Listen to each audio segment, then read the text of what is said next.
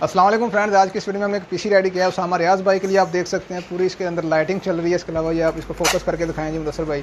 बेहतरीन पीसी हमने रेडी किया है। तकरीबन 1,50,000 के राउंड बोर्ड ये पीसी है।